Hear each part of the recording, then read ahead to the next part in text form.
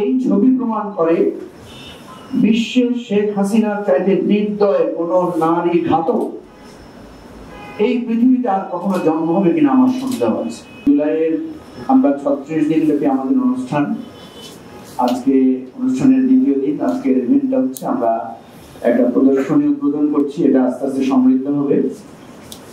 আমরা এখানে দেখাতে চাইবো যে জুলাই থেকে শুরু করে কিভাবে আগস্টে গিয়ে একটা চূড়ান্ত বিজয়ের প্রান্তে আমরা উপনীত হয়েছিলাম, সেটা আমরা চিত্র দিয়ে, ছবি দিয়ে আমরা বোঝানোর চেষ্টা করবো এবং অনুভব করার চেষ্টা করব। এখানে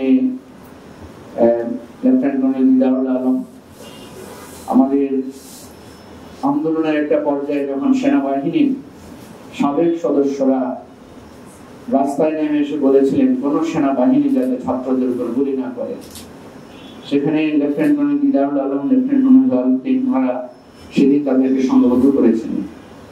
এখানে উপস্থিত আছেন আমাদের ভাই ব্যারিস্টার জুবায়ের আহমেদ, যিনি সেই কঠিন সময়ে, আপনারা জানেন যে আন্তর্জাতিক অপরাধ ট্রাইব্যুনালের এখন যিনি chief prosecutor advocate Tajul Islam এবং ব্যারিস্টার জুবায়েরের নেতৃত্বে আইনজীবী টিম গঠন করে যে সমস্ত ছাত্রদেরকে গ্রেফতার করা হয়েছিল তাদের মুক্তির জন্য তারা লড়াই সূচনা করেছিলেন।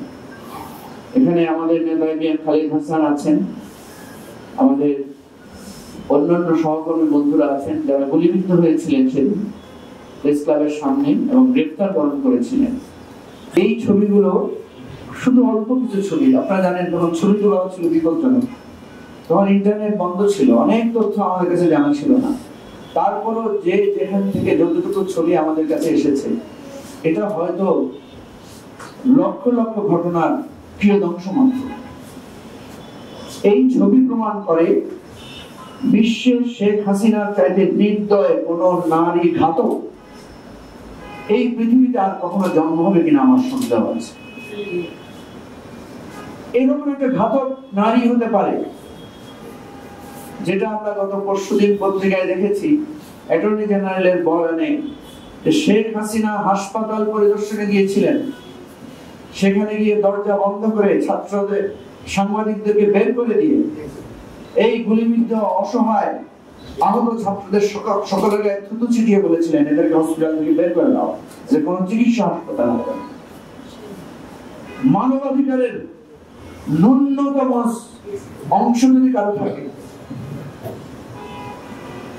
এরকম একটা জঘন্য মহিলা শাসন আমাদের উপর চেপে বসেছিল এবং যার কারণে আজকে আমাদেরকে রক্তের স্রোতের উপর দাঁড়িয়ে এই বিজয় সূচনা করতে হয়েছে।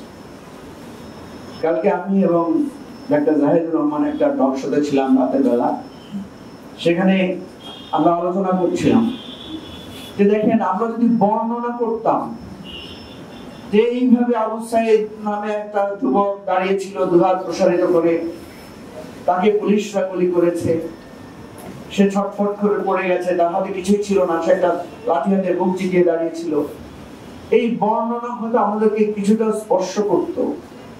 কিন্তু একটা দৃশ্য যখন আমরা চোখে দেখছি, একটা ছাত্র বুক চিতিয়ে দাঁড়িয়ে বলছে তাকে মারা হচ্ছে, পাথর মারা হচ্ছে, তাকে গ্যাস মারা হচ্ছে, তারপর তাকে গুলি করে দেওয়া হয়েছে সামনে থেকে এবং সে বুক চেপে ধরে আস্তে আস্তে পড়ে গেল। এই এক দৃশ্য কত শক্তিশালী, এই এক দৃশ্য সারা মানুষের মধ্যে আগুন ছড়িয়ে দিয়ে বলেছে যে সময় এসেছে, আসো, সমস্ত ভয় ভীতিকে উপেক্ষা করে বুক চিতিয়ে সবাই দাঁড়িয়ে যাওয়া সামনে। সেই জন্য বলেছে বুকের ভেতর ভীষণ ঝড়, বুক পেতেছি গুলি কর। এই যে যুবকরা একাকার বলেছে, সেই দৃশ্যটা যিনি ধারণ করেছেন, সেই ছবিটা যিনি তুলেছেন এবং সেই ছবিটা যিনি ছড়িয়েছেন, তিনি এই বিপ্লবের কত বড় যোদ্ধা, কত বড় সংগ্রামী। আমরা কি তার নাম জানি? আমরা কি তাকে চিনি? এই আপনারা যারা এখানে বসে আছেন, আপনারা তাদের একজন প্রতিনিধি। তাহলে একটা ছবি, একটা দৃশ্য কত শক্তিশালী হতে পারে, যেটা জাহিদুর রহমান বলেছেন যে নূর হোসেনের সেই ছবিটা পুরো একটা স্বৈরাচারের দলকে কাঁপিয়ে দিয়েছে। এই যে আপনারা এই পাশে আমাদের কিছু ছবি আছে, আপনারা দেখবেন যে ইয়ামিনকে রায়ট কার থেকে ফেলে দেওয়া হচ্ছে, সেই ছবিটা তো কেউ না কেউ ধারণ করেছে।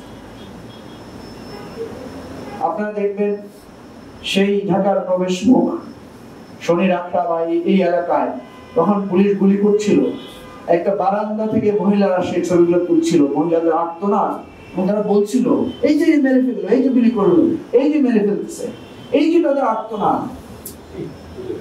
এই ছবি দেখার পরে কেউ যদি শেখ হাসিনাকে আশ্রয় দেয়, এই ছবি দেখার পর যদি কেউ শেখ হাসিনাকে নেতা মানে, আমি তাকে পৃথিবীর জঘন্য কুকুরের চাইতে অধম মনে করি।